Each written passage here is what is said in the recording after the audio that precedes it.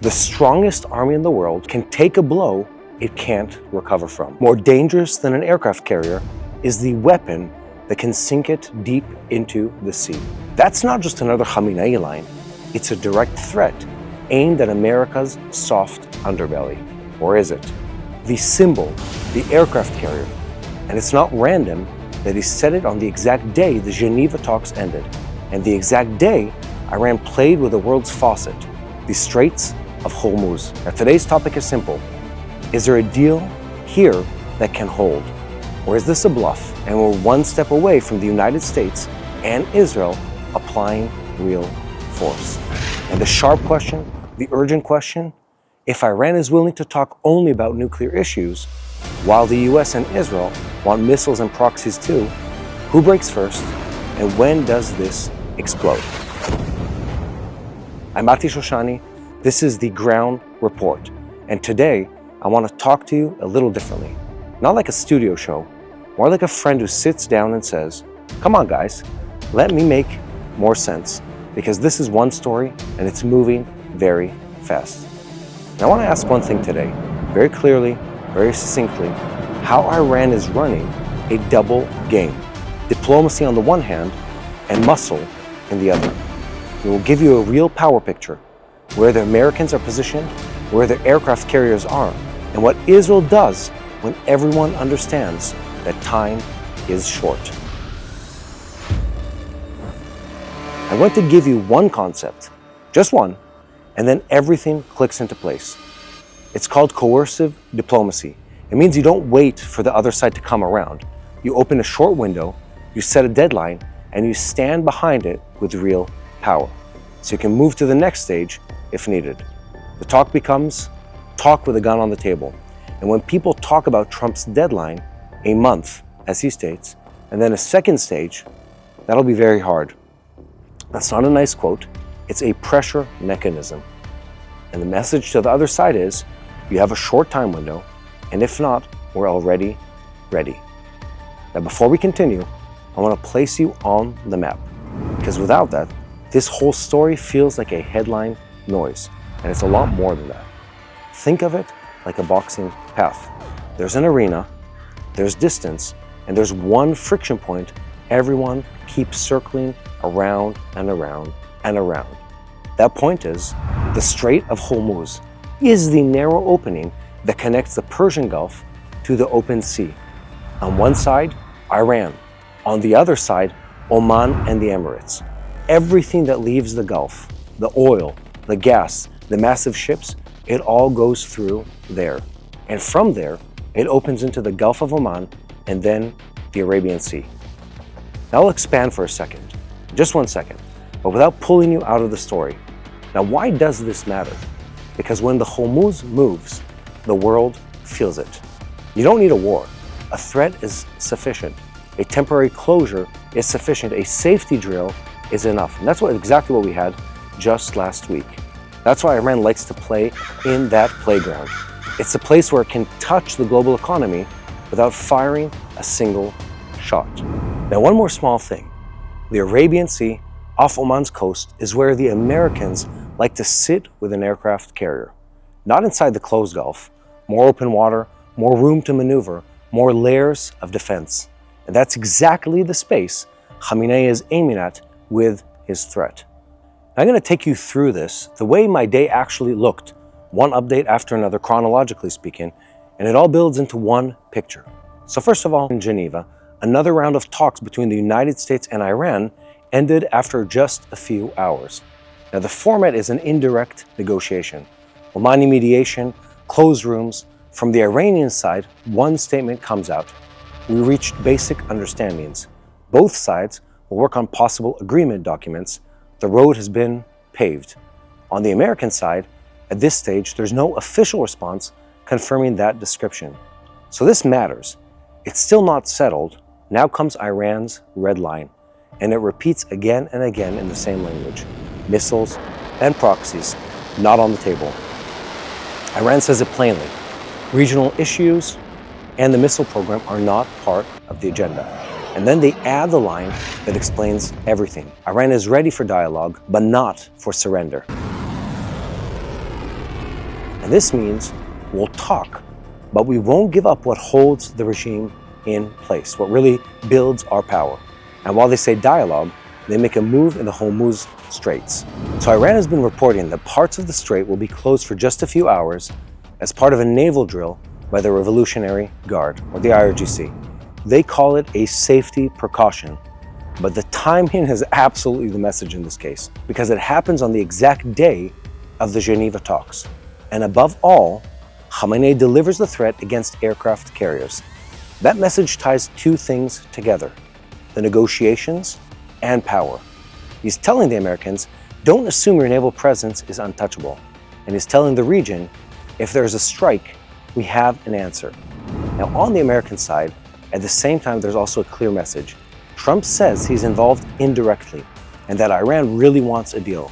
But he also talks about consequences if there is no deal. They better negotiate a fair deal. You know, the people of Iran are a lot different than the leaders. And in reporting, it's written that the United States is preparing for the possibility of weeks of operational activity, if the president orders an attack, of course. And this all means this isn't just a warning, it's a posture that builds up an option and puts it on the table. A new year has begun, and with it comes a renewed opportunity to make a real difference in the land of Israel. The Rebuild Israel campaign is back, and this Tu BiShvat, we are planting something powerful, an apple orchard in Israel's north, near the border with Lebanon. But this isn't just about trees, it's about healing a wounded land. Every tree planted brings new strength, it creates jobs, restores agriculture, and sends a clear message: the people of Israel are not giving up. Your support makes this possible. Your donations go directly to planting these trees. Each tree is a symbol of hope, a symbol of faith, and your part in this mission leaves a lasting impact for generations to come. Plant a tree, restore the land, and build the future. Go to www.tbn.org/rebuildisrael and be part of this mission, one tree at a time. I'm going to try to break this down into three simple talking points. Let's talk about the double game that the Iranians are playing. This is how Iran is trying to buy time without looking weak. The Iranians entered these talks with a real need. It's a pressured economy, under sanctions, with internal pressure, and it needs oxygen, and it needs it bad. But the regime can't afford an image of surrender, especially not in front of its own people, especially not in front of its proxies across the region. So it does something smart, at least in my mind, from its own perspective. On the one hand, it talks about understandings, about a draft, about a window of opportunity. And on the other hand, it publicly says no missiles, no proxies, meaning, well, it tries to reach an agreement that stays inside of nuclear only and gets sanctions relief without dismantling their real deterrence. Now, this is the key. This is the key for everything. For the Iranian regime, missiles and proxies are not a side issue. They're the pillar that lets it stand up to the US and to Israel. So when the Americans want to expand the talks, Iran pushes back. Now, this is not a technical dispute. It's a regime survival question. Here's the second point: why the Straits of Hormuz and the aircraft carrier threat are the exact same tool. So watch what Iran is doing very carefully. They don't reveal everything about its missile force. They don't detail, they send big messages. They send threats, and it leaves a fog of what they're actually planning to do. Because the fog is part of their deterrence system. If you don't know exactly what I have, you have to think twice. And Hormuz is the place where Iran knows how to create that fog that everybody feels. A temporary closure, a drill, a safety notice, and it's enough to remind the world we're sitting next to the faucet. Now understand Khamenei's threat against an aircraft carrier. He doesn't have to prove something tomorrow morning. He only needs to force the Americans to ask themselves, what is the price? What's the risk? Can this spiral? And that's exactly what coercive diplomacy does, only in reverse. America threatens force to get a deal. Iran threatens risk to get better terms. Now let's talk about the third part, the power picture. Who's where and why this feels like a short window. Now we get to the juicy part, the names, the places, and what it all means. Let's start at sea. The aircraft carrier Abraham Lincoln is already in the region. It's there, but it's not telling the world exactly where. And what is an aircraft carrier in practice? It's a floating airbase. Then comes the second player. There are reports about sending the aircraft carrier Gerald R. Ford to the Middle East to reinforce. And that isn't one more piece. It's a message. There's an additional layer. We're not here for a short spin. Now the air. There's also mention of additional air assets in the region. And there's also talk about the presence of advanced aircraft in the area.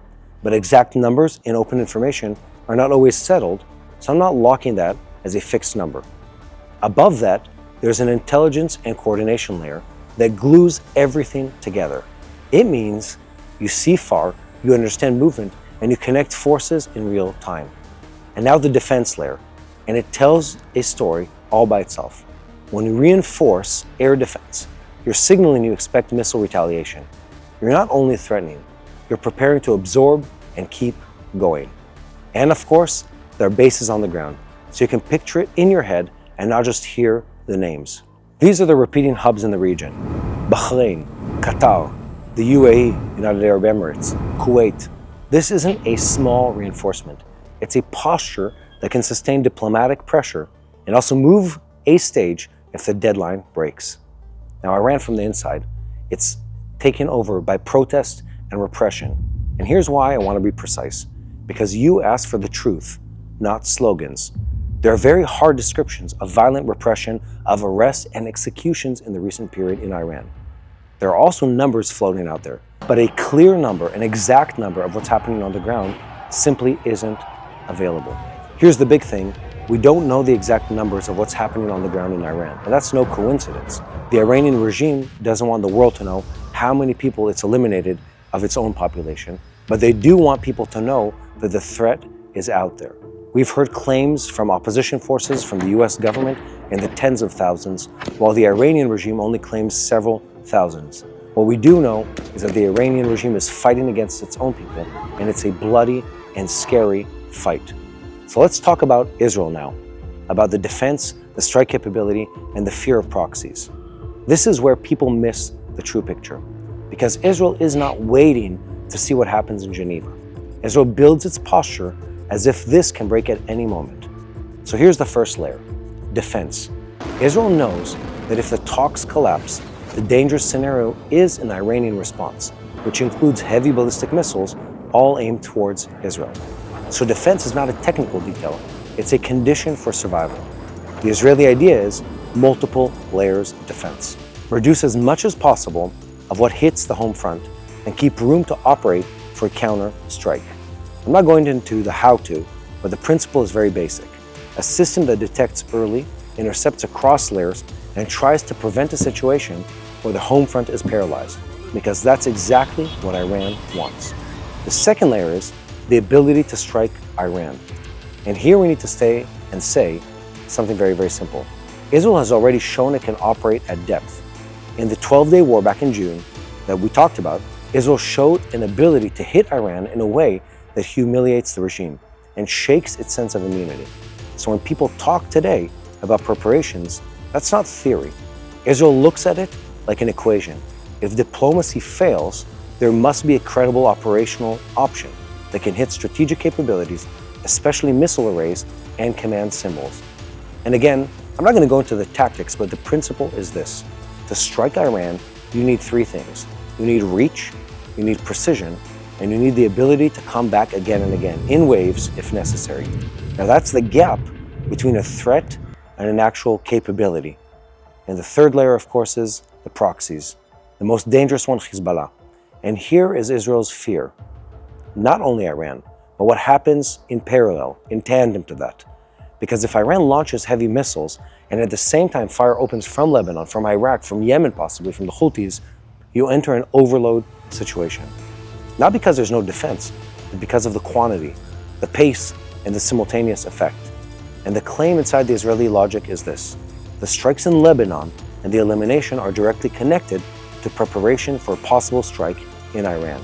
The goal, under that claim, is to reduce Hezbollah's ability in advance so it can't flood Israel on the day of decision.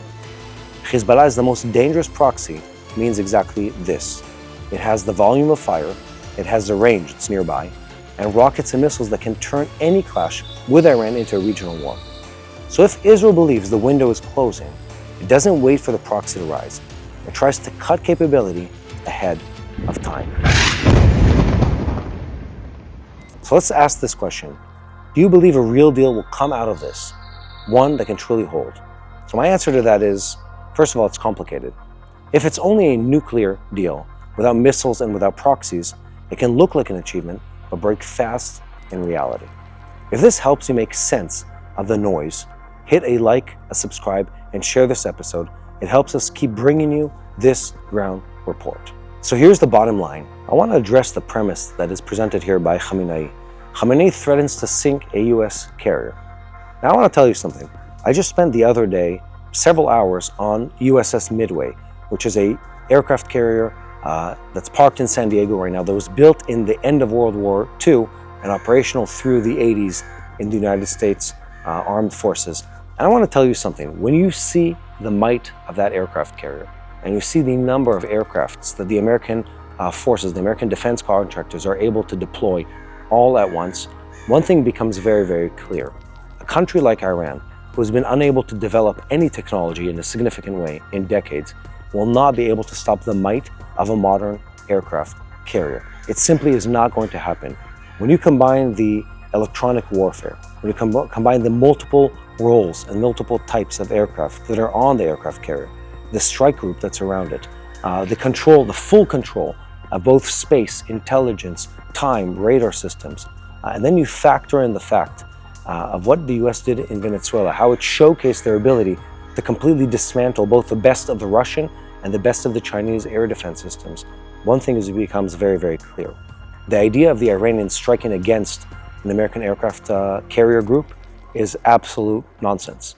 They can try, they might get some small drone through, but to sink an aircraft carrier, to actually stop the might of the US Armed Forces as they try to stop the Iranian regime, that's not happening, guys.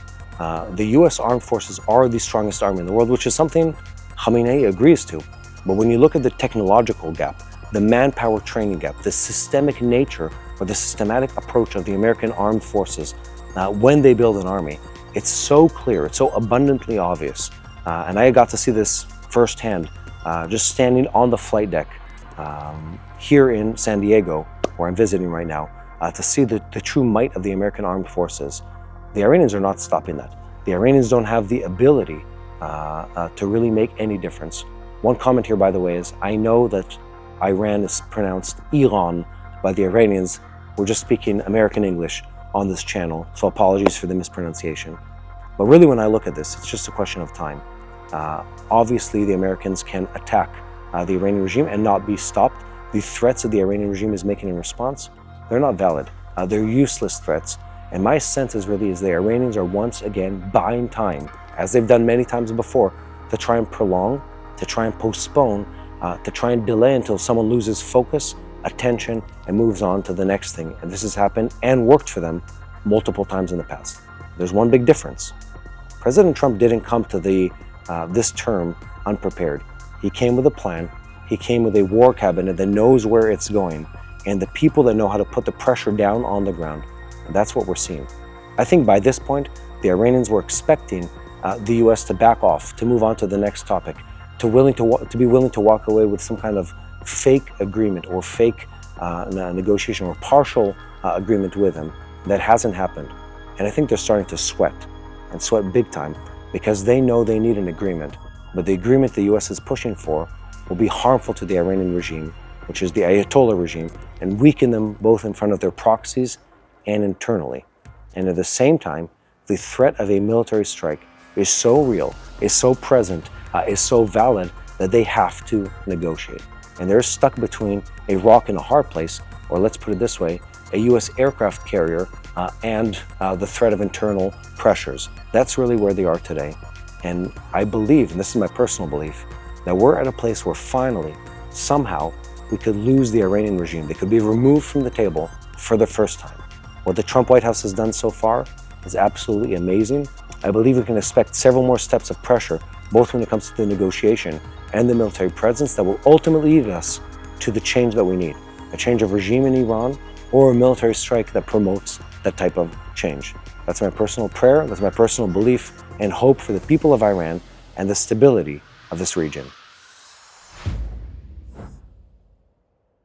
Hello, this is Mati here in Jerusalem with TBN Israel. This is Yair Pinto from TBN Israel here in Jerusalem. TBN Israel is keeping viewers informed with Israel-focused news, culture, and what God is doing in this land. Support TBN Israel today online at tbn.org/Israel. Thank you.